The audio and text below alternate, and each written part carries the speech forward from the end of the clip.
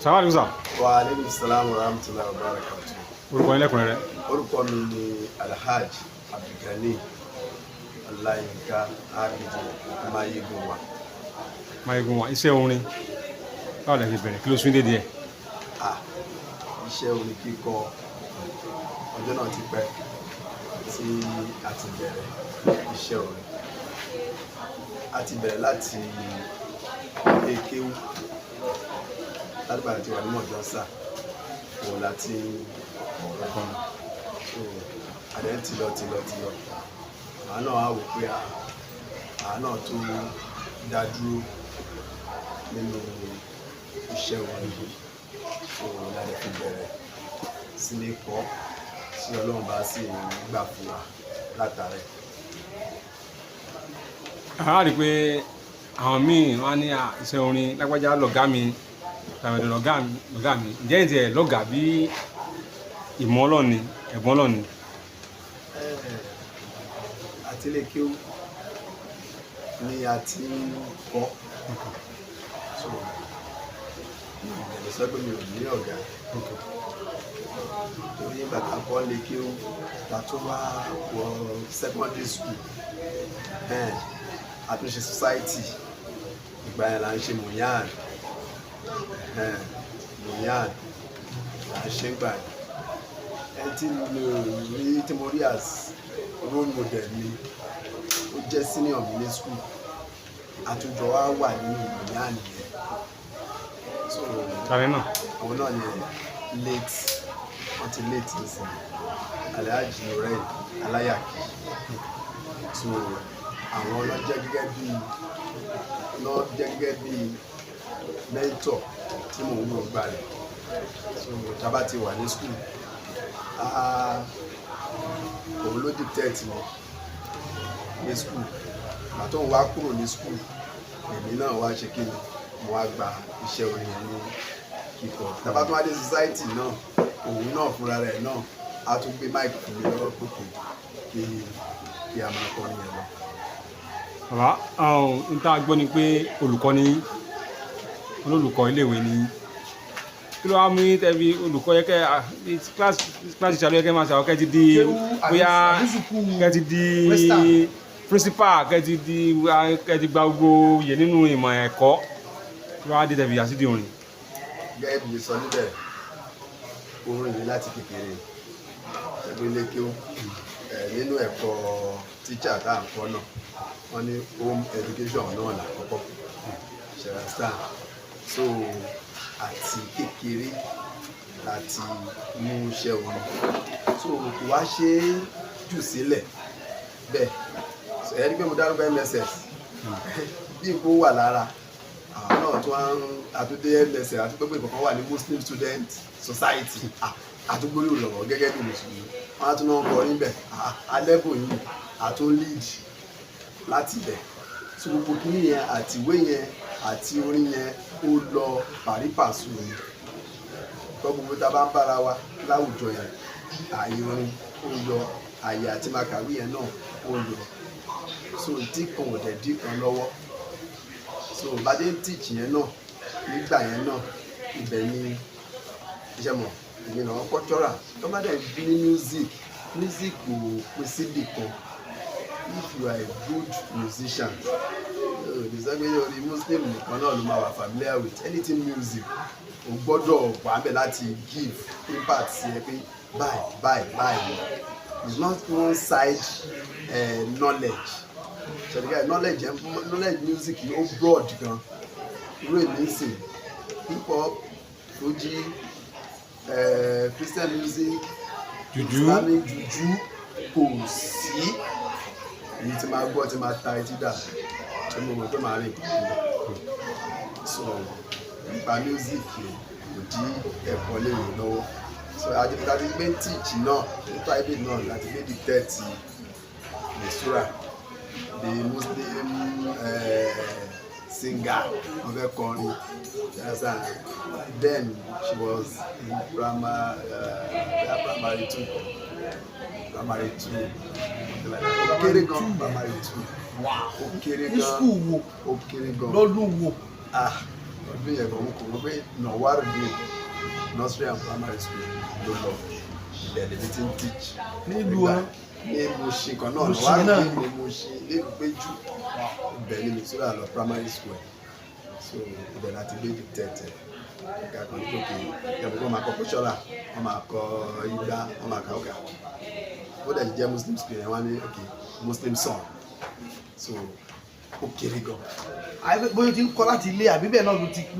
ibẹ̀ yẹn náà ṣẹ́mọ̀ Ọlọ́run fún mi lẹ́bùn kínní kan. I can if a good musician ma dictate. ẹ máa ti mọ̀ pé. máa ti mọ̀ pé àyẹ̀wò ni bí ti rí báyìí ti gbọ́ voice ẹ̀ báyìí mo pick ẹ̀ up wá jọ ọmọ kan tó já sí pé má kọrin lójú ẹ̀ èyí tó bá ti kọ́ ó ti mọ̀. láti kékeré pínísí tó wà yẹn náà. láti pínísí yẹn má kọrin lójú ẹ̀ èyí tó lọ fún ní talent tọ́lọ̀ ń ṣàánú music ẹ̀ ó máa intoxicate àwọn èèyàn voice ẹ̀ ó intoxicate àwọn tó bá ń kọrin nígbà náà máa lé voice fún un. sáwọn òbí ò sì mọ̀ ń lé àwọn tó bí sáwọn ti rí já. ìwọ́n gbà tó yá yá pàtì yẹn òun la fẹ́ ṣe lọ́dún náà lọ. èmi dẹ̀ hate kí n train ọmọ kọ́ nínú ká train ọmọ ní bọ́n ṣe ń kọrin and even oṣooṣi nìkan iṣẹ́ tó máa ń ka àwọn nǹkan àkàsórí all this stuff tó máa ń ṣe presentation ní school mi ní kọ́ mọ́ pé nǹkan tó máa present rẹ̀ tó bá máa present ẹ̀ á jìnà síra ẹ̀ ní rí mi lẹ́gbẹ̀ẹ́ tí yóò sì deliver ọ̀hún bí dáa kó má dìde ẹ̀bùn tọ́lọ́ ń pè mí so tí bá ti perfect iṣẹ́ mi ẹ bá rí nsìn bá lọ sọ́wọ́n school ní nsìn tọ́wọ́n bá bẹ́ẹ̀ ṣe presentation ẹ̀rí tíjà mi àwọn adúsẹ́gbẹ̀ wọn mi ò ní sùn lọ́gbẹ̀ẹ́ ọmọ tí mi bá kọ́ a ṣe presentation ẹ̀ because mo ti perfect iṣẹ́ bákan náà ni pé tí bá kọ́ ọmọ lórin ṣe àwọn ìkan wà nínú orin náà nínú ọ̀rọ̀ ọmọ kéékèèké yẹn ẹ̀ mọ̀ kán máa jó wọlé jíjó wọlé wọn arrangement bẹ́ẹ̀ ṣàṣàn ìbẹ̀rẹ̀ orin wọn arrangement èmi ò tí bá ti sọ fún wọn pé báyìí lẹ́jẹ̀ máa ti gbogbo practice tí bá ti ṣe pẹ̀lú wọn máa jìnnà sí wọn lọ́jọ́ yẹn. tó dẹ̀ rọrùn láti kọ́ ọmọdé lórin ní gbogbo ilé ẹ̀sọ́ tó rọrùn ṣá ọmọdé. it's a matter of kẹ́dùtẹ̀ tí wọn kò kàn ṣe kẹ́ lọ mọ́mọ́ kan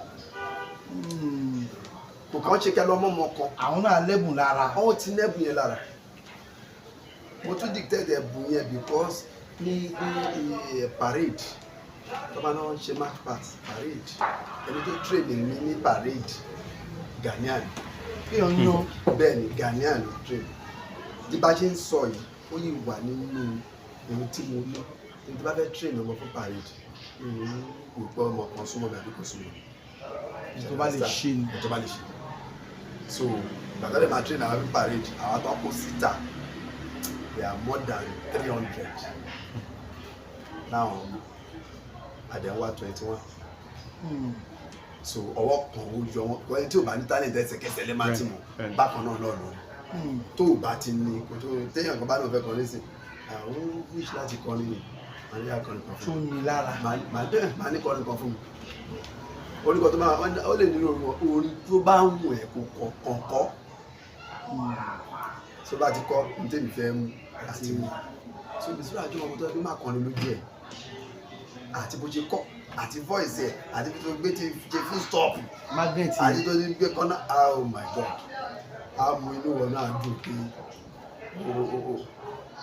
ọmọ nǹkan tí wọ́n ní ẹ lá ṣe packaging ẹ̀ fún end of the year party rẹ̀ àti máa kọrin ẹ̀ first one tó máa kọ́ Nawarudeen chairman nígbà yìí wọ́n ní talent àwọn ọ̀gá olókè láti gbogbo òun ṣe ń sọ̀rọ̀ ọ̀rọ̀ tó sọ́kò school scholarship láti primary school kó kọ́kọ́ gbà yẹn gbà tó tún wá yá ó dẹ̀ ti lead for school àṣùgbà. lọ́mọ ọdún mélòó. èsì gbogbo ọmọ ọdún ẹ̀ at least mo yín tí mo mọ̀ tó dá lójú pé a ṣe first record ẹ̀ ní within 5 to 6 years a ṣe first record ẹ̀. tó bẹ̀rẹ̀ kínní yẹn. tó ṣe record album first album tèmi ní success ní 5 to 6 years. no lọ́jọ́ orí ni àbí ní. lọ́jọ́ orí lọ́jọ́ orí ọmọ ọdún 5 lọ sí 6 la ṣe o jẹ́ tí wọ́n 10 years. òyìnbó 10 years òun náà kéré gan ṣe mọ̀ pé kò ní station. ó lè rí mo kí ni yẹn sọ. so Ọlọ́run bless ẹ. so ìgbà tó wá fẹ́ pass out náà ẹ rí pé primary school ló ti ṣe tèmi ní success. wá dín ìkan náà. uniform wọn náà ló wọ̀. uniform wọn náà ló wọ̀. àwọn ọmọ school yẹn náà náà jó fún ẹ ní lágbàdàn tó jó nínú tèmi ní success. a ṣe tèmi ní success ẹ bíi playway ìjẹmọ̀pẹ́ education ní ìgbẹ́ láti detect ẹ. àwa ṣe bíi playway method. playway ìjẹmọ̀ tó bá fẹ́ kọ́mọ kékeré ní ẹ̀kọ́ sí ní ìrẹ́kẹ́ máa ní kó máa fi cartoon ṣeré máa dẹ̀ kí ní ká máa wò ó playway mi láti ẹ̀rí pé wọ́n gun ẹ̀jẹ̀ gbọ́dọ̀ ẹ̀rọ ọmọdé wọn ṣe rí ọmọdé ń bẹ̀. by package tèmi ní success. ṣó dẹ̀ ń lọ lágbọ̀rọ̀ lọ in terms of money community. lágbọ̀rọ̀ lọ.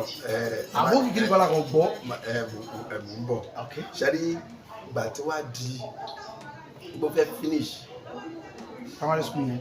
ó ti finish already àwọn làwọn ń ṣe send forth fún lọ́dún náà lọ́wọ́ so ṣe àmọ́ pé òun kọ́ ló máa kọrin àmọ́ àti ọmọ níta máa gbóhùn ọmọ ẹ̀ máa kọrin gẹ́gẹ́ bí ẹni tá a ti mọ̀ pé iṣẹ́ tó ń ṣe ni a máa fẹ́ gbọ́ entertainment ẹ̀ fún wa ó dẹ̀ ti ń lọ nìyẹn ẹ ká gbàgbé kí ló kọrin yẹn fún lọ́dún náà lọ́hùn the national president for Ọ̀nàwárùdín náà ìyẹn náà bá tó fún scholarship throughout secondary school. ó di méjì. so Ọlọ́run ti ṣorí yẹn fún mi. àwọn òbí ẹ̀ ń kọ́ lẹ́yìn ìgbà yẹn ọ̀nà ọ̀gbẹ́ ọmọ yẹn lọ rẹ̀. ìgbàgede tó wò pé. ìgbà yẹn ló tó sọ sí ọmọ yẹn lọ rẹ̀ bá dẹ̀ lọ báyìí ó lè máa sí. ó lè máa lọ láàyè. ṣé mo advantage yẹn opportunity yẹn lè máa ṣe kí ni ó lè máa sí mọ́ bẹ́ẹ̀ mi ṣe sọ pé kì í fine àmà wọ studio ṣẹlẹ̀ wípé a lè fẹ́ wọ studio kí bàbá má mọ̀ bẹ́ẹ̀ so ìdájá fẹ́ wọ studio before even studio because in bàbá ṣe gan ma test run so many things láti àlọ́ṣe demo that demo àṣe àwa lọ sí studio ọ̀pọ̀ yẹn ọ̀pọ̀ wá òkè ṣe àṣà so gbogbo demo yẹn but then èmi ti ṣe rẹ́kọ̀dù 3 nígbà yẹn. gbèsè ìjólùkọ náà. mo ìjólùkọ mo sọ pé kò ṣe yà mo ṣe rẹ́kọ̀dù 3 nígbà yẹn in which I produce myself. mi pé ẹnìkankan bó wá bá mi wò I produce myself. ó dẹ̀ wà so kí ni mo fi sọ yẹn ní pé to tell me pé I had the ability then láti ṣe rẹ́kọ̀dù fúnra mi. fúnra yín ló ṣe mẹ́ta fúnra yín. ṣé mo wà nílé ṣe tiẹ̀ kì í ṣe kí n pè tẹ́ ká dẹ̀ ṣe ó jáde. but that's why keep on telling me pé no. àkọ́kọ́ tó bá wo ọmọdé yìí ṣe pé ìṣúra ó rán bẹ́ẹ̀ni ṣẹlẹ̀ sàn. bẹ́ẹ̀ni. gbogbo spirit yẹn sọ fún pé ọmọ yìí bó ṣe rí yìí ó máa attract àwọn èèyàn wà èkejì ohun tó ń bọ́ lẹ́nu ẹ̀ yìí àwọn èèyàn ló gbọ́ kí ní ojú ẹ̀ lọ ojú ẹ̀ lọ ṣẹlẹsà so kí ni ẹ̀ ń ṣe ni pé no I won't produce this I will not be able to finish iṣẹ́ yìí I just have to find a good promoter tó máa ṣiṣẹ́ ìjáde because wàhálà mi ní doubtful mind pé iṣẹ́ yẹn ò ní ta no confidence and due to èèyàn mélòó náà ló wà tàǹgbà yẹn náà tán rè lọ́wọ́ gbà yẹn ní ọjọ́ orí tiẹ̀ so máa ò pé òkè fà má bẹ̀rẹ̀ sí nínú demo yẹn káàkiri. ọ̀dà disco ní ọba ní ọ̀dà owó ní ó ti mú parapara in fact there is a lot níbẹ̀ yẹn máa wùlẹ̀ ní àsọ̀rọ̀ kan àtúwáyà then èmi àti Alhaji Sodiq Kẹrẹ̀rẹ̀ they are in a very good relationship ṣẹlẹ̀ mọ́ gbajúgbajà olórin lọ́wọ́ ń ta dáadáa bẹ́ẹ̀ lọ́wọ́ ń ta ọwọ́ ti gan. so àkọsọ̀rọ̀ ọdún kan Alhaji kan sọ pé àwọn tó ń tọ́ láti fẹ́ promote ọmọ kékeré kan nǹkan kan ṣùgbọ́n àwọn tẹ̀yìn ìwà láyé làwọn ń ṣe lọ́wọ́ kí ni kò mọ àwọn ọmọ ẹ̀rí bẹ̀rẹ̀ kẹtẹ ju ìṣúra lọ. ṣẹ̀yàsá Alhaji mo ní ọmọ kan sì ó ní agbára kódà mo ń wá promoter fún mo ń wá promoter fún ọ̀nà ọmọ mi tẹ bá gbọ́ iṣẹ́ ìgbà yẹn kásẹ̀tì bẹ́ẹ̀ni audio kẹsẹ̀tì. so Alhaji Sodiq wa mú kẹsẹ̀tì yẹn wọ́n ní kí mọ́mọ́ náà wà àti dẹ́mọ̀ yẹn so Mistura wà ní ẹ̀yìn mọ́tò àwa wà wájú Alhaji wa slot kẹsẹ̀tì yẹn sínú mọ́tò ẹ̀ ó bá wọn pọ̀ bí ó ṣe tán láti lọ́wọ́ bẹ̀rẹ̀ ìdí ṣé ọmọ ìlú kò lè ṣú ọ̀pọ̀ ọmọ ìlú kan olóńgbọ̀n kan àkọ́kọ́ ni ẹlẹ́ẹ̀kejì ó ti ta ló compose ó lè nínú compose ó kò sí wàhálà ó dà bá ṣe bẹ̀rẹ̀ so gbogbo demo tàbí kan yẹn ṣe mọ èyí tí ní majority ṣiṣẹ́ lọ́wọ́ so àwọn Alhaji náà tún wá máa ìdí àti wọn náà wà àgbẹ̀ wá ríṣì dáadáa ju demo yẹn lọ mú káàkiri tẹ́lẹ̀ ṣàyàsán Alhaji ò tẹ̀ ṣe méjì wọ́n wọ studio ṣe mọ́ pé wọ́n wà ń ta àti wọ́n wọ studio street báyìí wọ́n studio báyìí tá a ṣe wọ́n gba master báyìí. ọmọ tẹ́ mú oṣù rẹ̀ gan báwo ni rendition tiẹ̀ náà báwo ni dálẹ̀. ṣé ọmọ tèmi ti mọ̀ tí ó tẹ̀ gbéwè ṣá a ní ẹ má kọrin lójú ẹ̀ ní ẹ má kọrin létí ẹ̀ tẹ bá ti kọ́ ó ti mú ó dálẹ̀ lọ. bó ṣe bẹ̀rẹ̀ nígbà flow ẹ dẹ̀ mọ̀ ẹ wàá mọ̀ kọ́ tó tó ẹ̀kú gbà yẹn láyé ìgbà yẹn ṣíṣe rẹ́kọ̀dì tá à ń ṣe rẹ́kọ̀dì ń sìn màá kàn sọ briefly ní ìdí bẹ́tà ìṣeré púpọ̀ nípa oníṣẹ́ tá à ń ṣe ìgbà yẹn a máa ń fara síṣẹ́ ìgbà yẹn ò dàbí ìsìn. Kò sí pọ́tà ń jọ kò sí gbogbo editing àwọn editing yẹn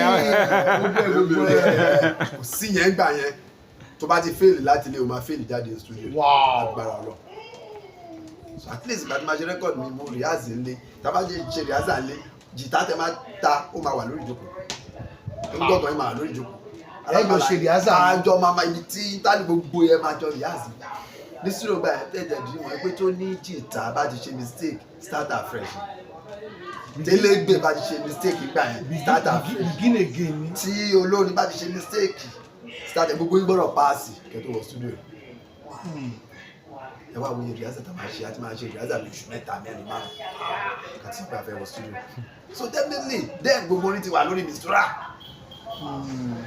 rehearsal tá a ṣe ni bí ṣe ń bá yín sọ̀rọ̀ lọ́wọ́lọ́wọ́ báyìí mo lè wọ studio báyìí ilẹ̀ release jáde listen bẹ́ẹ̀ ni ó tó ló ti rọrùn báyìí a máa kọ́ ti a máa sọ ẹ̀ ẹnì má mọ onílù gan elégbè gan ẹnì má mọ ra ẹ fẹ́ mọ anybody ó ti ẹ̀ ti rà orí system ó gan tẹ̀ lápẹ̀ fún yín so ó ti rọrùn kò ń ṣe bí ìgbà yẹn ibi ìgbà yẹn so olórin tó máa sọ pé báwo ni Mistura ṣe jẹ́ nísìn ẹ gbàgbé o ìkọsùn táwa witness ẹ̀ ọ̀pọ̀lọpọ̀ àwọn tó ń di star lè yàn witness àwọn olóṣèlú yẹn bí wọn dáhùn tẹ̀lé tíjọ́ lè jẹ́ mi wọ́n lè gbé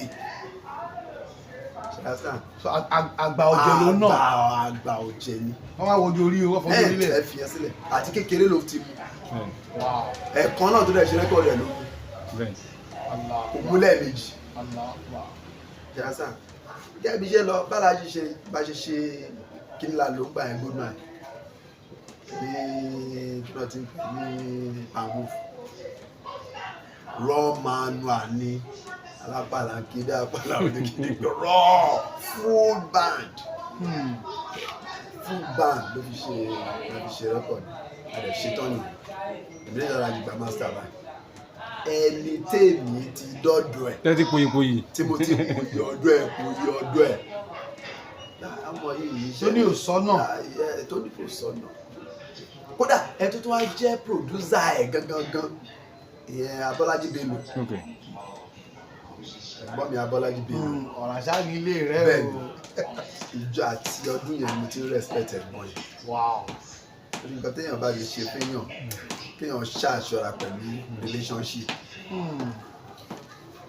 ẹ̀gbọ́n yẹn ṣe kíní kan fún mi lọ́dún náà lọ mo respect it so àfẹ́sìkò sọ fún mi pé kémi lọ bá kí n mú ọmọ yẹn lọ bá Bọ́lájí Bello pé tó bá ti satisfy pé òun á ṣe máa lọ́dọ̀ báyìí ẹ̀wọ̀n ní ṣọ́ọ̀ṣì kí ló sọ padà pé ó wà òkè gan ó wà òkè gan. ṣọ́ọ̀tì ẹ̀ rí irú ìgboyà wọlé kó ló fún ọ nígboyà. kò rí bọ̀wá tẹ̀ fẹ́ kó dá ọ̀pá sí ẹ̀. kò gbọ́ rẹ́kọ̀dù kò gbọ́ ohun tá a ti ṣe gbọ́dọ̀ Bọ́lá Bello himself is a producer. ṣáṣá ó ní ohun kìlọ̀ sọ pé ó wà òkè ó ti gbọ́ ó wà òkè ó wà pé inú ìgbà jíṣẹ́ bá jíṣẹ́ padà ọ̀nà àmọ̀ kò tó ọ̀nà ṣe ọ̀dẹ́ mi dẹ̀ gbà bí ẹ bí mo kàn sọ bẹ́ẹ̀ lọ lẹ́yìn ìgbà yẹn ni aláìsàn nípa ṣe tó wá surprise mi ní pé àfíìsìkò yẹn náà aláàjì ló nà fún ọkọ̀ tó yẹ aláàjì náà fáfíìsìkò báyìí ó gan ni. ọmọ rẹ ti mú kó ibẹ̀ bọ̀sọ́ àmọ̀ kọ́ ọmọ yẹn ni. àwọn mọ̀ kódà ojú ta fi ń wora wa gan-an. mo ti wọ́n bí tẹ́lẹ̀ náà. because mo kàn ń gbọ́ pé God this man. Wow. That is why influence nínú matter. bóyá nítorí pé ó já sí pé ọ̀dọ̀ Aláìsàn Sodiq ni Gíní ẹ̀ ti wá. bọ̀ bóyá nítorí pé àdẹ̀ ti ṣe finishing work ńgbà yẹn ló ṣe gbà. ok ara ń gbé ìgbà yẹn náà tẹ́mi fi ń wo ní ẹ̀tọ́ lẹ́yìn ó ti jẹ́ finish job ńgbà yẹn. finish job ńgbà yẹn so but ebi òkè wà pípẹ́ àkútà ní kò ṣe lẹ́rọ̀ wá so bí òkè wà comfortable tá a bá ti jọ pàdé báyìí sábà wà comfortable pẹ̀lú ẹ̀ ọjọ́ náà ti pẹ́ báyìí ti báyìí so láti gbà yẹn so àṣà àṣìṣe yẹn kí la ṣiṣẹ́ yẹn fún báyìí ọjọ́ kọ́kọ́ tà lọ dílé dílé. How many copy?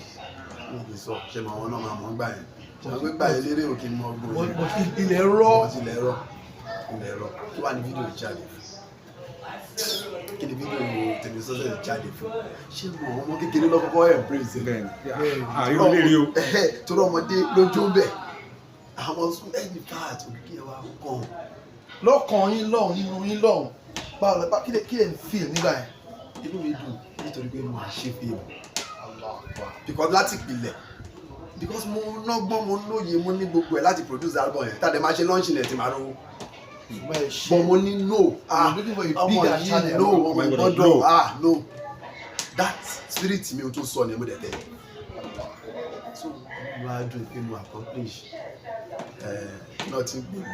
àwọn òbí ẹ̀ ń kọ́ wọ́n ti wọlé. àwọn òbí ẹ̀ níbi demo ni bàbá ẹ̀ ti wọlé ṣe demo ni bàbá ẹ̀ ti wọlé bàbá ẹ̀ náà fún wa náà support ajiga ni. àwọn náà wọ́n buy into it pé wọ́n rí kọ́tẹ́ ní wọ́n.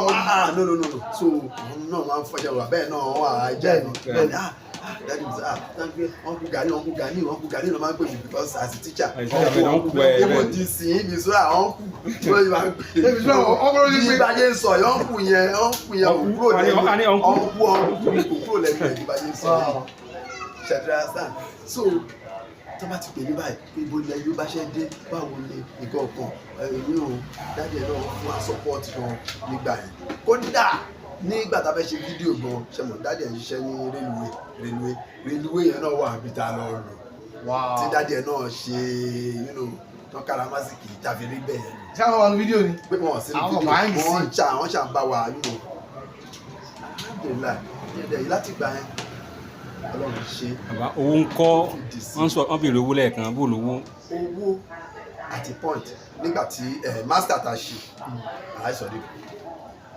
ọ̀nà sponsor ẹ̀.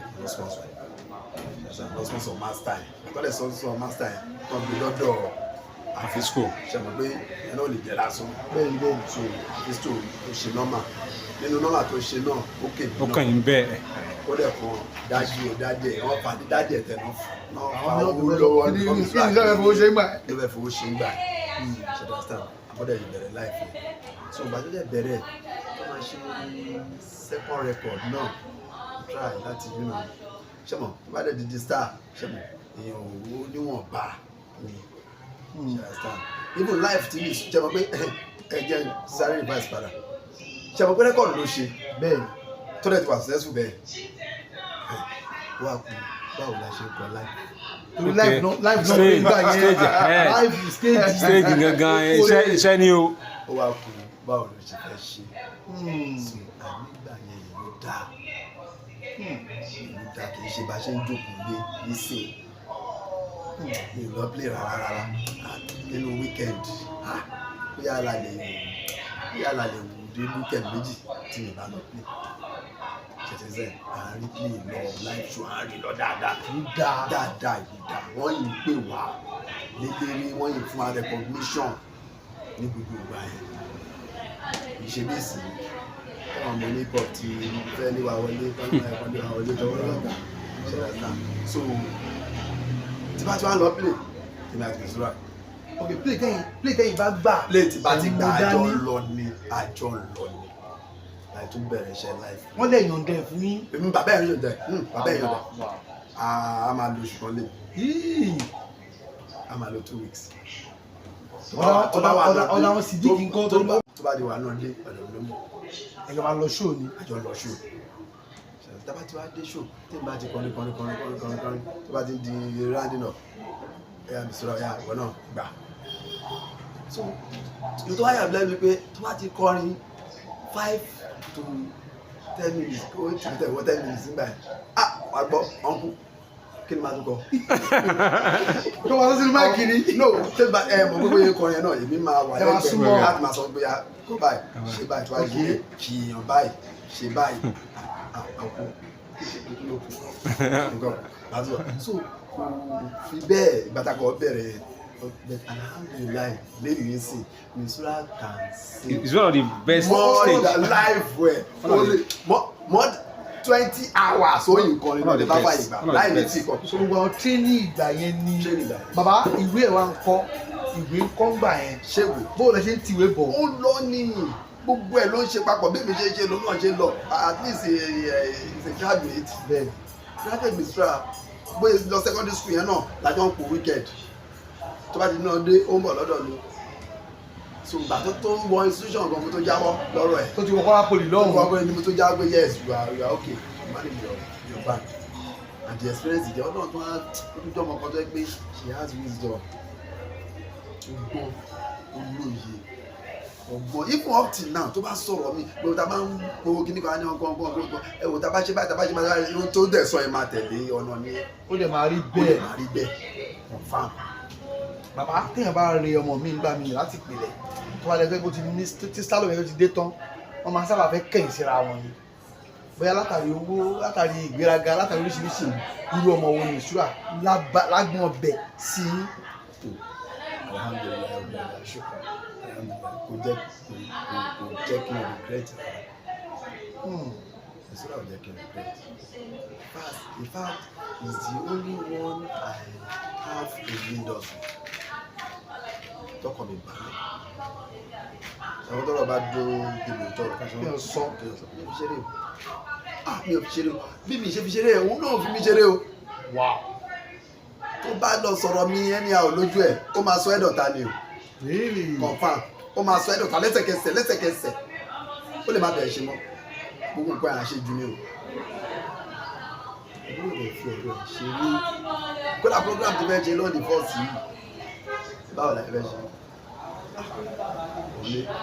ìjọ òní ká mú ló mọjọ́ ẹjọ́ ṣàṣàrò ẹ̀ ní òun ló mú gbàlejò gbàtàdé tàbí fẹ́ lọ má ṣe òun ló mú kódà ó sọ pé òun máa pè yan ọgbú ẹ̀ máa má ṣe ọtí lọ́tọ̀ ní máa mú tèmi náà tèmi máa pè lọ́tọ̀ ni o èmi ò bá ń ṣe máa tẹ̀ apálọ̀ mi náà ẹsì tí ẹ ṣe mo lè jarun pa wá síbẹ̀ ṣe ọ̀nà ọgbú má dọ́dọ̀ mi o òun bá sí oúnjẹ tòun tó ń wá òun máa ṣe kí ni tòun wá ni she has a very good plan ṣẹ̀dáṣà so jẹ́ látìgbà tí ọlọ́run ti di bẹ́ẹ̀ kò sí inú ọdún léyà ní kékeré ni kò sí ríbiríbi ló ń ṣe fún mi optila kò retí pé kí wàá béèrè lọ́wọ́ mi kó tó ṣe ó sanjọ́ dáadáa ó sọjọ́ tó ọmọ tó dáa ọlọ́run sọ pé òun ṣe ọmọ láyé ìméjì èṣù bí èèyàn bí èèyàn tí wọ́n ń dà kọ́rú ọlọ́run ní ọmọ ọ̀dọ̀ ìméjì eléyìí tí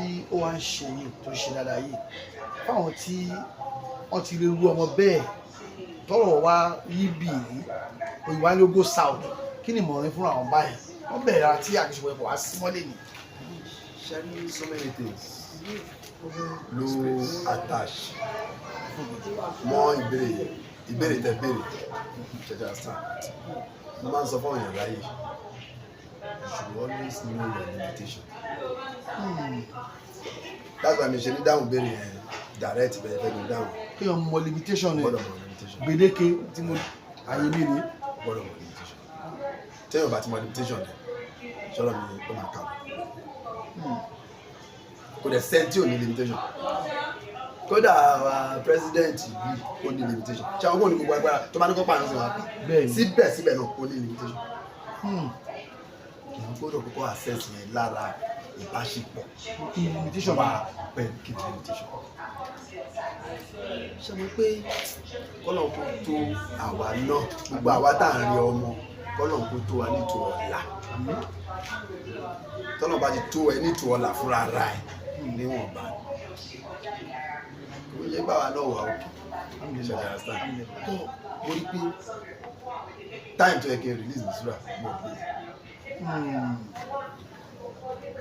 Because tó o bá ṣe nígbà tó yẹ o máa kà mọ́. Ṣé ẹ understand? O ò ní sọ pé ọmọ tó di star bẹ́ẹ̀ tell everybody òun náà fẹ́ rí ta ni wọ́n tó kọ́ lónìí táyé òmò ẹ̀ bẹ́ẹ̀ òun náà fẹ́ rí ṣáṣá àìmọye bí àwọn àyè kankan wà tó ẹ pé mo dúró fún as manager nígbà àjọ travel rárá àti lọ sí Kaduna kì í ṣe mẹ́rin kì í ṣe márùn a lọ pẹ̀lú flight kì í ṣe mẹ́rin kì í ṣe mẹ́rin. tẹ́yìn wá wà mọ̀ ká mọ̀ manager I manage her. Báwo ni? Ó jẹ́ ìtẹ́bùtẹ́ wà sẹ́yìn. A lọ sí Kaduna kan. Ó kọ́ ni, ó dẹ̀ pa owó débi. báwọn mọ́lá rẹ̀ báwọn Yorùbá tó wà ń bẹ̀. Kí ni Kaduna? Bá pọ̀ mẹ́rin. Ó pa owó lọ́dún náà lọ́hùn. Ẹ mọ tọ́wọ́ mi ṣe. Abájọ́ tẹ̀. Ó bá kó owó tó pa. Ó náà kó lówó yìí. Agbèrè ṣe nínú ẹ̀ báyọ̀ dà fún ọ̀tọ̀ lọ́fà ṣe wọ́n pé mo mọ limitation mi a lè operate bí àáfà àtọmọ kéwù gbogbo nǹkan tó máa ń dá wàhálà rẹ̀ ibùdó láàrin àáfà àtọmọ kéwù ìjà náà fi ń parí ẹ̀ because àáfà àwọn èmi mo kọ mo ti bá sọ fún ló gbọ́dọ̀ ṣe irọ́ limitation gbọ́dọ̀ wà. limitation gbọ́dọ̀ wà wá gbọ́ ọmọdé yìí ó lè rárá filẹ̀ kò lè máa ní orí ọ̀fẹ́ àti máa sẹ́ẹ̀sì ẹ̀ lọ.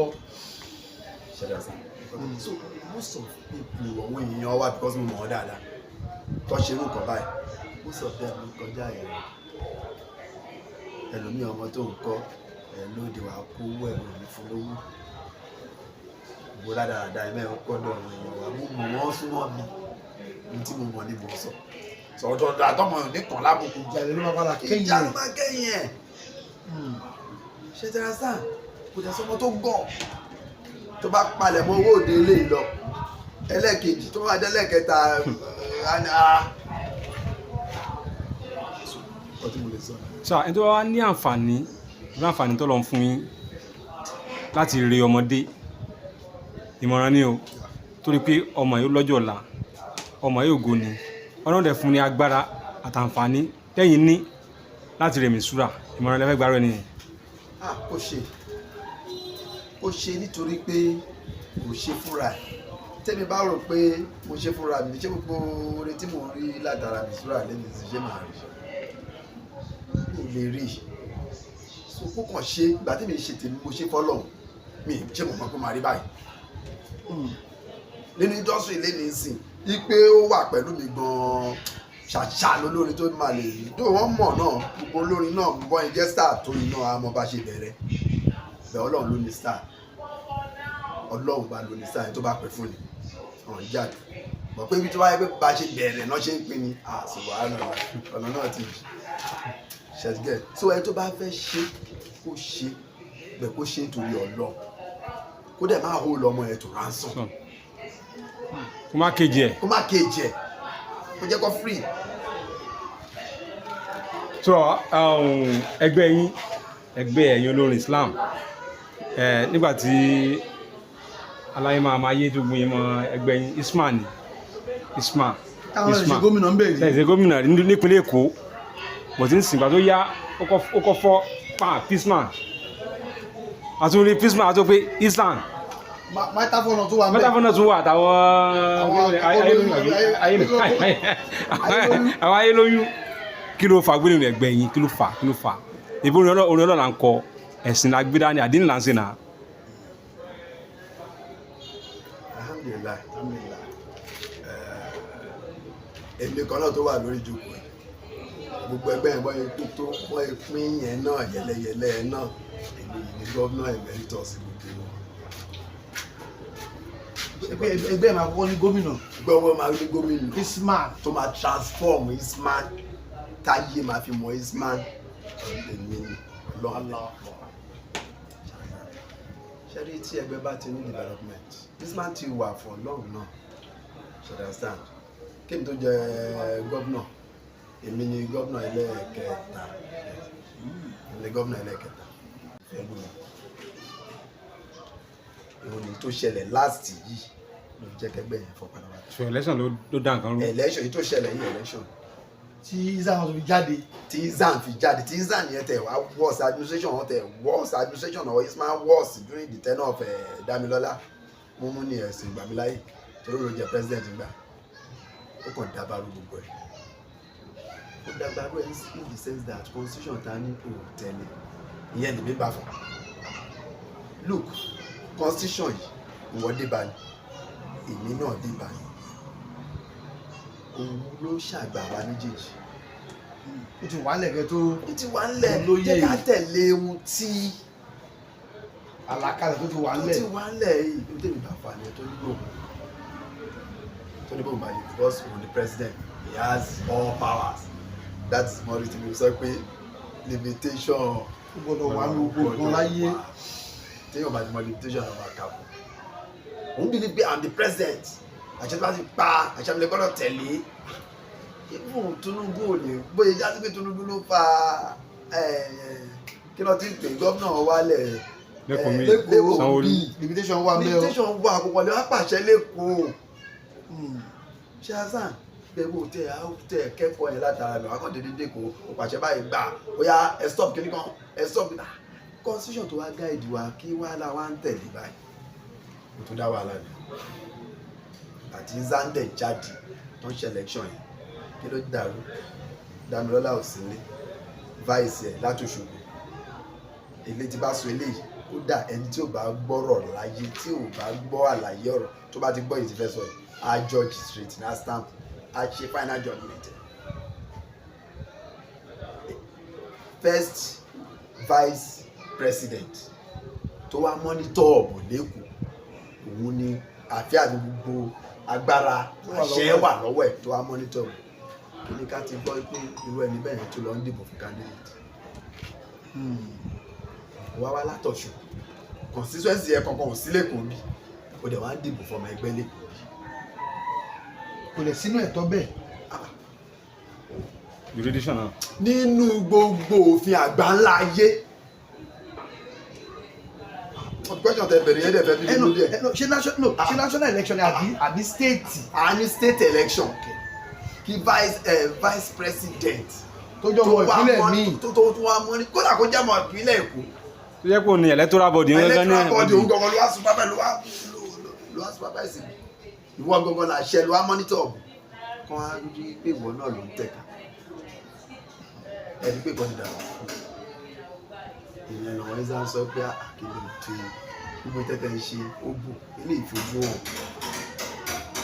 tẹ́ ẹ̀ bá ti lè cancel ìbò àìpé àwọn náà fi láti dẹ̀gbọ́ wálé tó fa ìsáyẹn. kí á ní àpèjẹ Izan. Islamic Artists Association of Nigeria. ta ni gómìnà yín ta ni president báyìí. ẹni tó jẹ́ gómìnà ṣe ń pẹ́ ṣe gbẹ́ta ṣe ìdálẹ̀ lẹ́kọ̀ọ́ bíbẹ̀ lẹ́kọ̀ọ́ bí ṣe ẹni tó jẹ́ gómìnà ni wọ́n Taofik Agbabiaka àbíwá àmìránkọ́ Amira Moniseriki wọn làmìrà so ẹgbẹ́ yẹn ó dẹ̀ ṣẹ̀ṣẹ̀ ti ń build. ṣùgbọ́n àwọn táyé bí òsínú ilé bàbá wọn wà ń bẹ̀. gbogbo àwọn táyé bí mistura gbogbo náà lọ́wọ́ bẹ́ẹ̀. àwọn ṣẹ̀ṣẹ̀ rí ti fi sá gbogbo nǹkan tá a gbọ́ ní pé gbogbo tẹ́ bá ti ìgbà tí lọ ló bá lọ tiẹ̀ gbogbo tẹ́ bá ti bí lọ bíbí bá fà ìkarùn ún ó tẹ̀lé ní. bẹ́ẹ̀ dá isam ó tún lè wá ìwọ̀n tó tẹ̀lé lọ. ọmọ kan ni ìfẹ́ tó ti wà láàrin wa láti pèlè. so wọ́n tẹ́ bá àìdí àyẹ̀wò ó máa wà bí kì í wù akọ̀kẹ́rin náà ni. irọ́ o ó máa ẹṣẹ́ tiri náà because ó tó di pé izan wà ní mistura àti opta tó kò ṣe é sí máa mú. ókè kò sọ̀rọ̀ sí gan. kì í sọ̀rọ̀ sí òun ti declare ara ẹ̀ pé òun ṣe é sí máa mú bọ̀ mọ́ ò dá sí.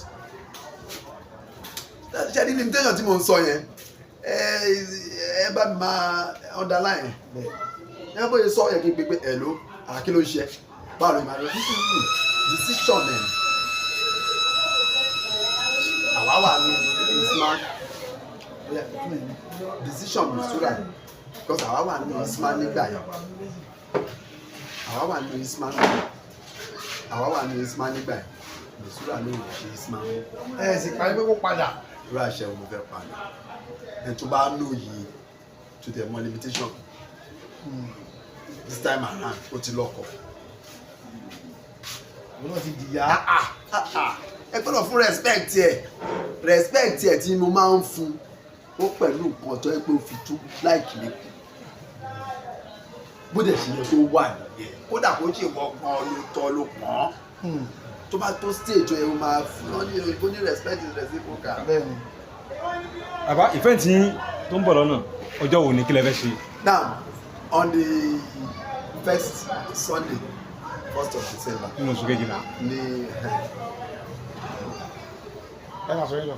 no ọjọ́ Sunday la fẹ́ ṣe 1st of December so ìjọ yẹn ni la fẹ́ ṣe. pẹ̀lú event wo ni album launch ni àwọn lè lọ àwọn ló ń bọ̀ 40 years on stage ní àríkíní. 50 years. èmi ò tẹ́ ń fẹ́ ṣe yìí nítorí kíni ká máa ṣe 30 years 40 years nǹkan kan yẹn ẹ ká fi yẹn lẹ̀ fún àwọn tó ń ṣe but program ilé atag ẹ̀ ní Maigun appreciation day Maigun appreciation day tí a máa ṣe launching of album and album síbẹ̀ even launching yẹn gan bá ṣe wò ó dàbí pé èmi àti mr máa ṣe for the first time. wọ́n á ṣe collabo. even gbà tí collabo rí. ok ẹ bá ṣe collabo rí. ṣé mo ideology tèmi ó yàtọ̀ sí tọ̀hún because nínú ẹni tí ò like collabo lèmi wà nínú ẹni tí ò like ẹ̀ rárá lèmi wà because bóyá nítorí pé mo súnmọ́ àwọn other counterpart wa ni àwọn Christian artists bóyá nítorí pé mo súnmọ́ wọn àti bóyá nítorí pé mo bá wọn ṣe bóyá nítorí ẹ̀ ní ṣá because tẹ bá rí Christian artists live performance àwọn all this record or everything still boom collabo yẹn fine advantage yẹn wà bẹ́ẹ̀ disadvantage yẹn pọ̀ collabo ṣe ló pa record mélòó ló wà tán ṣẹ̀dá stamp so èmi ò fi bẹ́ẹ̀ kò ṣe mí bẹ́ẹ̀ tó jẹ́ collabo pé ká fi yan Ọlọ́run ká fi ṣe gbà kan náà tó yìnbọn yẹn bọ̀tẹ́ yẹ fò bọ́ sórí ibi ìgbà tó yá ìyàwó wọlé ọkọ jáde. so ìbò lẹ fẹ́ lò fún fẹ́ǹtì. so nọ́mbà 32 Akodu street ní mo ṣe. lóògùn tí ẹ náà tẹ fẹ́ lò. kò tí ẹ tẹ fẹ́ lò kí lóògùn tí ẹ ní. láti jẹ kí ni. wọ́n ló tẹ ọ̀wọ̀ lẹ fẹ́ lò. ọ̀wọ̀ lẹ fẹ́ lò. no it's just like concept mo mú wa something like street jams. okay mo ṣe ní ọ̀lẹ́ fẹ́ lò. lórí ọ̀rọ̀ tá a bá wáyé lára lò something like street jams. Kola even at the end of the taba ṣe tán gan àwọn DJ tàbí feature there about 6 or 7 DJ to my feature because I have mo ní nǹkan tèmi náà gbé dání because I'm the CEO of Dean Entertainment a registered entertainment company so ọ̀nà fẹ́ power so taba ṣe ti Islam àwọn DJ I take over so about 7 of them. Ṣẹ́gbẹ́ ìgbẹ́ àbí next week nínú Matabana wa so the street jams. àǹkárá fi wọlé ni àbí yàrá tíkẹ̀tì àbí fìlà. Ankara then access card. access card. ẹ bọ̀ sí ilẹ̀ pé ẹ ṣe géètì ni àwọn Barricade. òkè barricade máa wà. So àwọn tó fẹ́ ra Ankara, àwọn tó fẹ́ gba information mi nípa ayẹyẹ yìí nọ́mbà ọ̀nà lè pè é sí. Àbá tó fẹ́ pè lérè ẹ̀yin kọrin náà ẹ̀ ní sẹ́mi tẹ̀sí. Mo níṣẹ́ mi tí mo ṣe. Ẹ̀ ní sẹ́mi tẹ̀sí. Àìdápọ̀ náà ni